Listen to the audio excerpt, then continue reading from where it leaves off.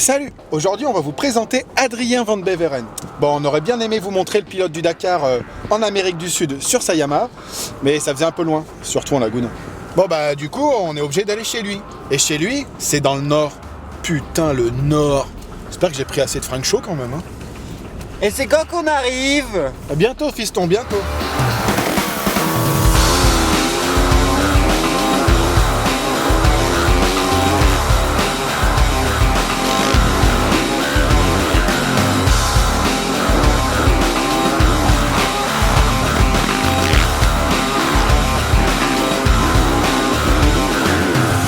On a donc pris la voiture pour venir à la rencontre d'Adrien Van Beveren.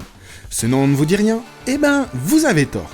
Car après avoir remporté 3 fois de suite le célèbre Enduro du Touquet, le jeune pilote d'à peine 24 ans s'est attaqué avec autant de panache au Rally Raid en se classant 6ème de son premier Dakar en 2016. Ça sent pas la graine de champion tout ça? Voilà, bienvenue chez moi. Il y a quelques joueurs ici quand même. Un petit peu de matos, c'est pas un garage Yamaha tu vois, mais pas loin. Entre sa toute première Kawasaki KX60, sa Yamaha R6 de piste, une vieille moto Becan 125 qu'il a offerte à son père, et la 450 qui lui a permis de remporter son premier Touquet, Adrien montre d'emblée qu'avec lui, la moto se conjugue à toutes les sauces. Je m'appelle Adrien Van Beveren, j'ai 25 ans, j'en aurai bientôt 26. Je suis pilote officiel Yamaha Motor Europe depuis bientôt 10 ans. C'est la marque avec laquelle j'ai grandi. Comment toi t'es arrivé à la moto? Comment est-ce que t'as commencé la compétition? À mes 3 ou 4 ans, j'ai eu un petit quad. Puis j'ai commencé en quad et je me suis rendu compte que j'avais tous mes petits copains qui roulaient sur 2 roues. Et donc naturellement, mon père m'a acheté une moto, on a vendu le quad. Et je me suis mis à la moto, puis j'ai plus jamais lâché ça quoi en fait. J'ai d'abord eu un début de carrière vraiment basé sur l'enduropal du Touquet. Ouais. C'est la course qui m'a fait rêver depuis tout petit, c'est la course que je voulais à tout prix gagner. Donc je me suis préparé pour ça depuis, je dirais, mes 15-16 ans.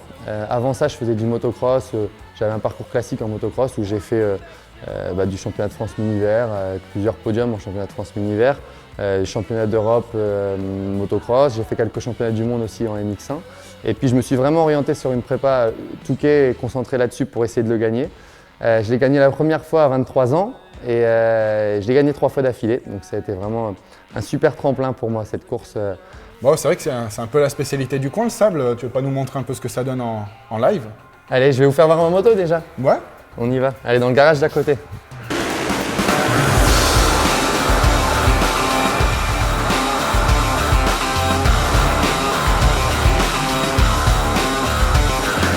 Pour ceux qui ne connaissent pas l'enduropal du Touquet, eh ben ça ressemble à ça. Une grosse galère sablonneuse de 3 heures où plus de 1000 pilotes s'arsouillent sur un immense morceau de plage. Et histoire de rendre le truc encore plus dur, les gars décident de faire ça en plein hiver. Pour les nombreux poireaux qui s'inscrivent à cette course mythique, finir l'enduro du Touquet est déjà un exploit. Mais pour Adrien et tous les autres top pilotes, seule la victoire compte. Et quand on les voit débouler à fond au milieu des centaines de motards qui s'enlisent tous les 2 mètres, on se dit qu'on ne pratique pas tous le même sport. C'est marrant parce que quand on te regarde rouler dans le sable, ça a l'air simple, mais j'ai l'impression que c'est pas si simple que ça. Comment on fait pour aller vite? C'est pas si simple que ça. Ouais. On garde sa vitesse en fait, ça c'est le premier des secrets. Je vais pas te donner tous mes secrets aujourd'hui, mais disons que dans le sable, en fait, plus tu vas vite et plus c'est facile entre guillemets de garder sa vitesse. C'est très physique de rouler vite. C'est un effort constant pour garder la roue au sol parce que le sable, il faut savoir que tu l'as vu au Touquet, ça se défonce énormément. Donc très vite, on roule sur des pistes très défoncées et il faut toujours trouver le juste milieu entre l'adhérence et le patinage un petit peu. Un mec de la région comme toi, qu'est-ce que ça fait de participer et de gagner le Touquet?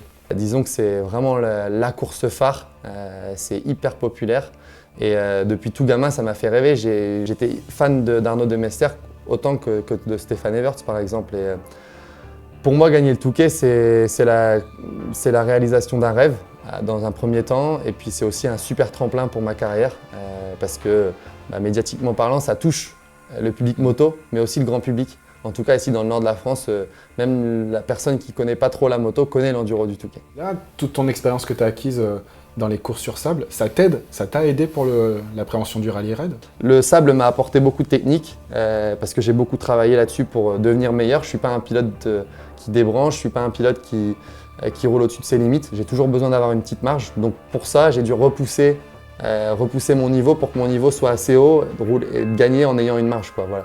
Et ça m'aide énormément en rallye raid aujourd'hui.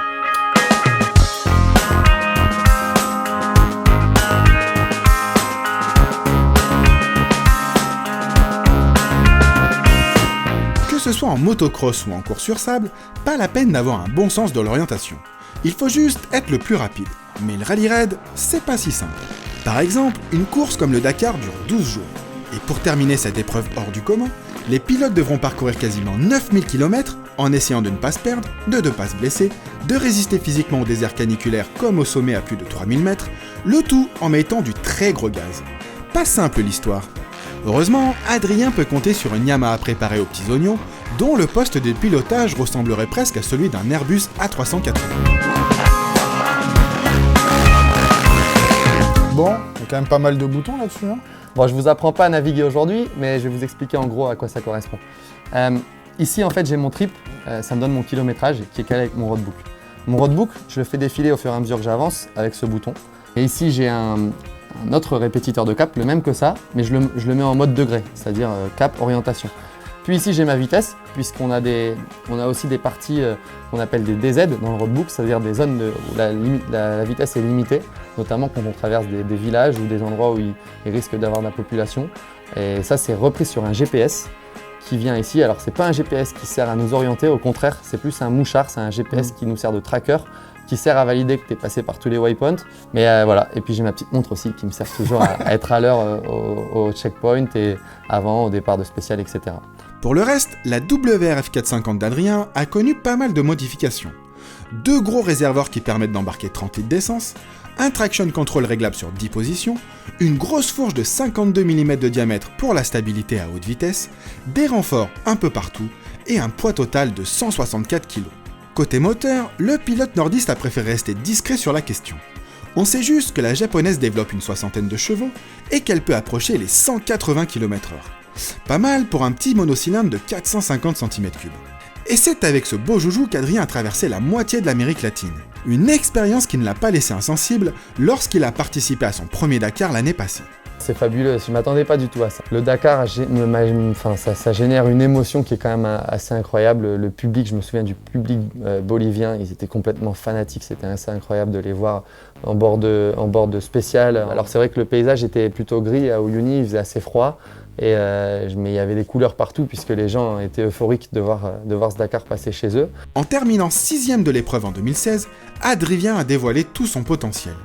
Mais n'allez pas croire que ce fut facile, même pour un triple vainqueur du Touquet, habitué aux efforts intenses. Il y a un moment où je me suis endormi sur ma moto. Pour la première fois de ma vie, je pensais pas que ça pourrait m'arriver. C'était à l'avant-dernière étape, le matin en liaison, il était 4 heures à peu près. Je me suis réveillé parce que la moto bougeait, j'ai guidonné, j'étais sur le bas-côté de la route. J'ai rattrapé le truc de justesse, mais on roulait à 120, quoi. C'était assez dangereux et je me souviendrai toujours de ça, de m'être endormi sur ma moto. Je pensais pas que ça pourrait m'arriver un jour. Cette année, après un début de course prudent et une montée en puissance lors de la 2e semaine, Adrien termine son second Dakar à la 4e position, à moins d'1 minute du podium. Un résultat un peu frustrant pour le pilote nordiste, mais une performance remarquable qui reflète les progrès d'Adrien tout autant que la difficulté de cette course hors norme. C'est bien plus qu'une course de moto. Le Dakar, c'est une aventure et il faut se préparer comme un fou pour envisager de le terminer déjà et puis de performer encore plus. En attendant 2018 et la prochaine édition du Dakar, où Adrien sera assurément considéré comme un vainqueur potentiel, il va tenter le 5 février d'engranger sa 4e victoire de suite lors de l'Enduropal du Touquet. Si vous êtes dans les parages, on vous conseille de prendre des vêtements très chauds et d'aller y faire un tour.